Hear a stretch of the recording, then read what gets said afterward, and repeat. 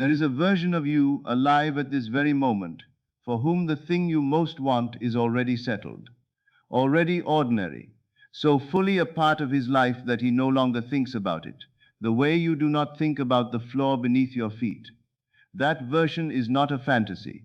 He is not waiting somewhere in a distant future you must work your way toward.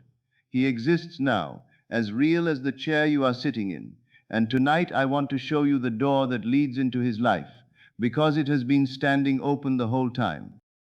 Let me begin not with technique, but with the world itself, because everything follows from how you understand it.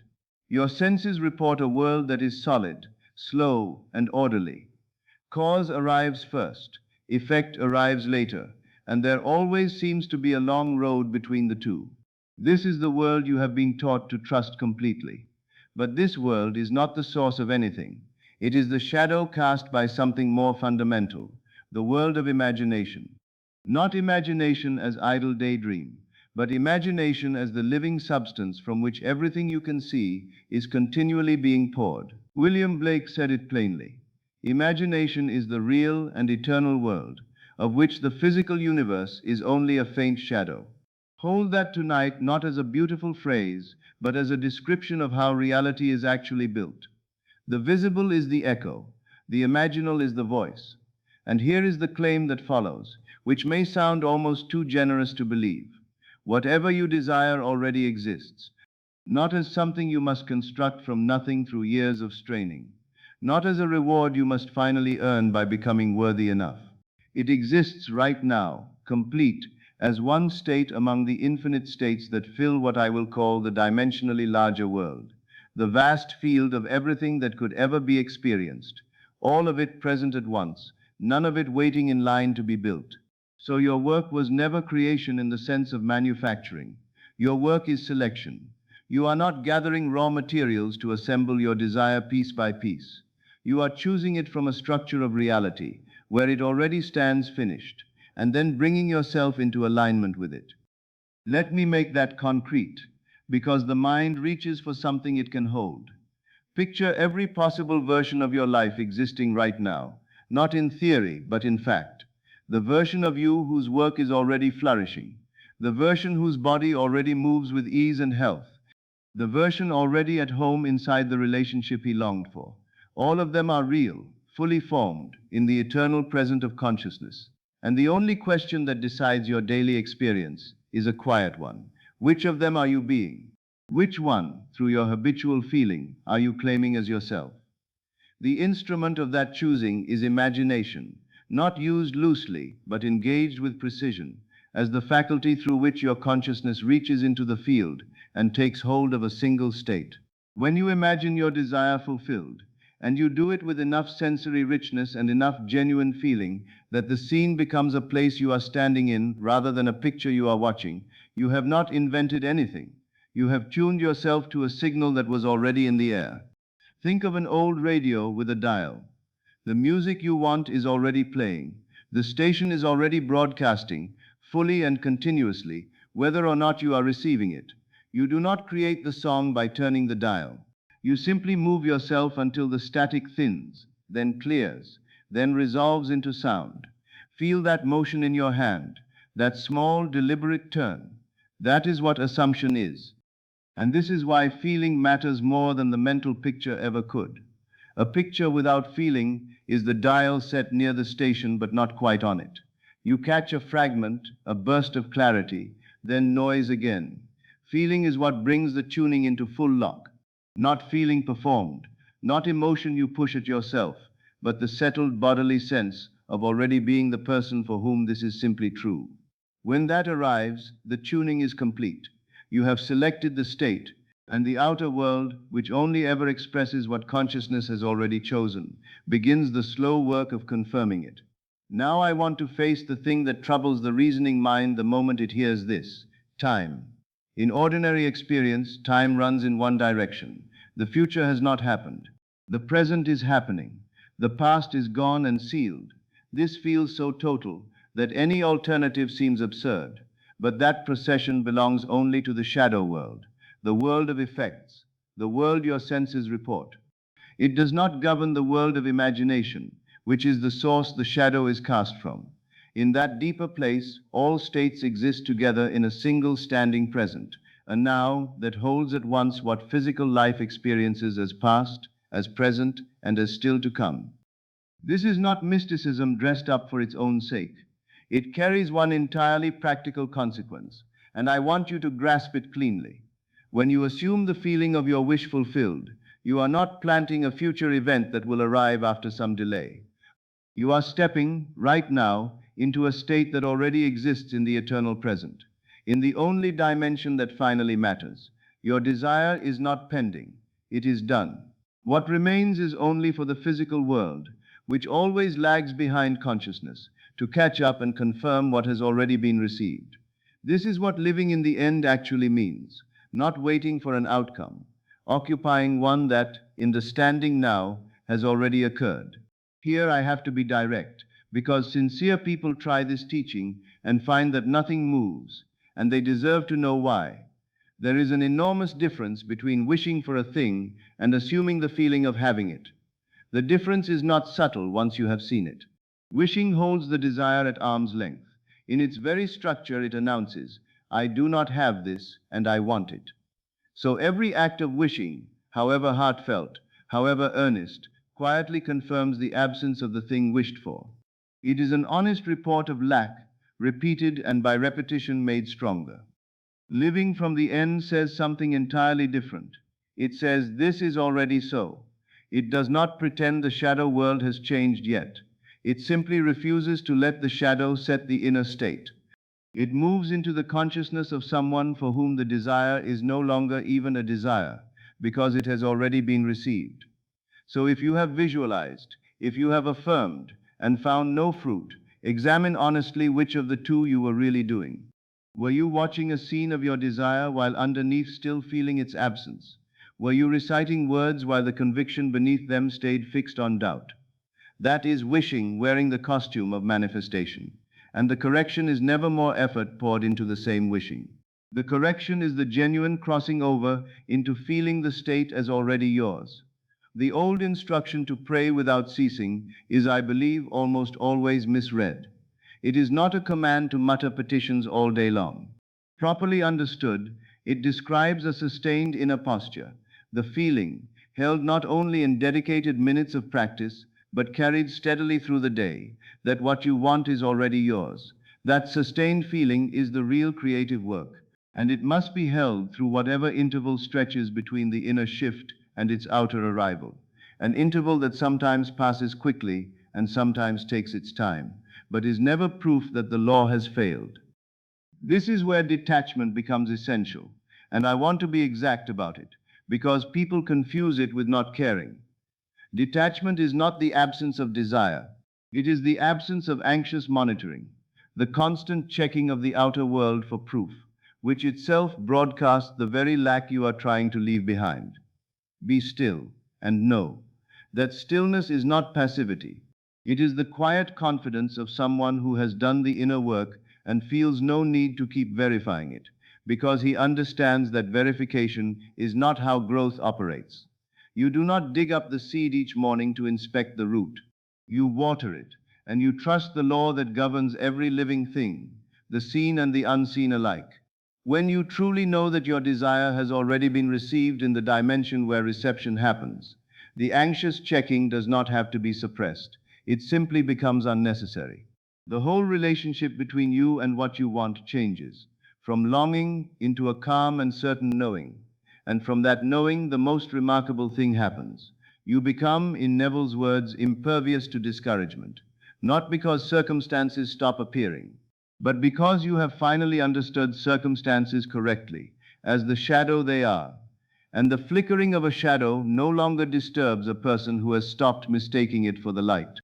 Let me clear away a misunderstanding that always rises here, that this teaching asks you to go limp, to sit back and wait for the universe to deliver. It asks nothing of the kind. What it transforms is the character of your action. When you have genuinely entered the state of the wish fulfilled, not touched it for a moment and dropped it, but increasingly lived from it, you will find yourself moved to act. and those actions will not feel like effort pushed against a wall. They will feel almost inevitable, as though something wider than your calculating mind were guiding your steps. That is exactly what is occurring.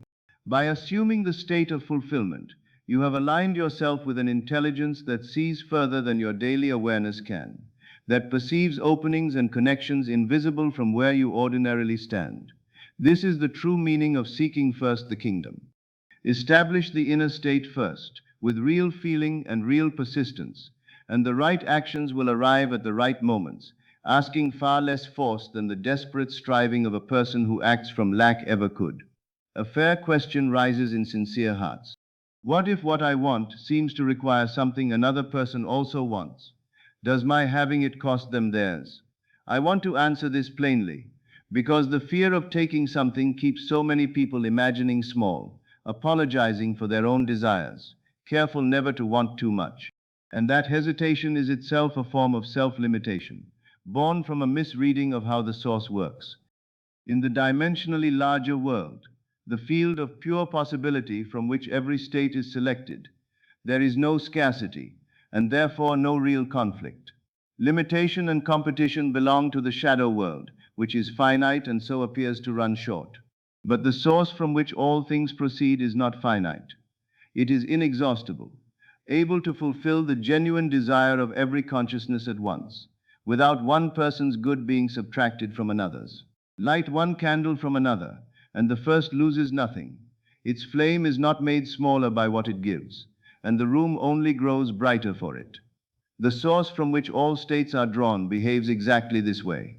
Even when two people appear to want the very same thing, the same role, the same person, the same opening, what each is truly reaching for is the feeling beneath it, and the field holds an endless supply of that feeling, arranged into outer forms by paths neither of them could have planned. When you assume your fulfillment, you remove nothing from anyone. You select your own version from a field that has no bottom, and your selecting leaves that field as full as it ever was. And this is why the hesitation costs you far more than you think. Each time you shrink a desire to leave room for someone else's, you are not being generous to them. You are only teaching your own consciousness that good is scarce and must be rationed, and consciousness always obeys what you teach it. So let the fear go. Imagine fully, imagine boldly. There is no need to be modest with an inexhaustible source. Now I want to draw your eyes beneath the particular things you might be chasing: the money, the relationship, the position, the recovery. Because what lies under them, addressed directly, often accomplishes more than chasing each one alone.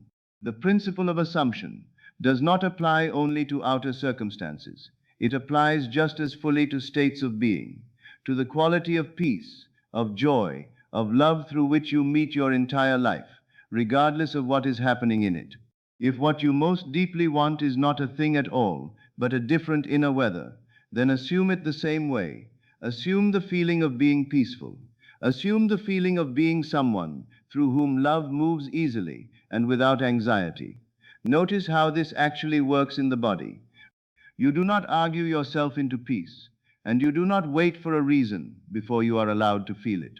You recall, even faintly, the sensation of an evening when everything was already well, and you let that sensation settle into your shoulders, your breath, the set of your face, until it stops being a mood you are chasing and becomes simply the air you are living inside.